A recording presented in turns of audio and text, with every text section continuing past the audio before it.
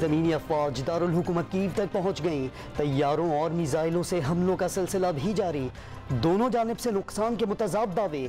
Chernobyl के गिर्द भी रूसी फौज का घेराव। यूक्रेन का 18 से 60 बरस तक के मर्दों को मुल्क छोड़ने की इजाज़त देने से इनकार।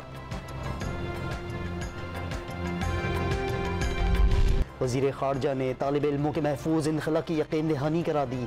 CEO PIA की तलबा के इनखला के लिए खुसूसी परवाज़ों की पेशकश। Opposition leader Sindh assembly Haleem Adil Sheikh हुकूक सिंध मार्च में शिरकत के लिए सखर पहुँच गए। एयरपोर्ट पर PTI के मुकामी रहनुमाओं और कारकुनों की जानिब से शानदार इस्तकबाल। साहिवाल और चिचावतनी में रात गए तेज हवाओं के साथ बारिश के बायस खुनकी में इजाफा हो गया।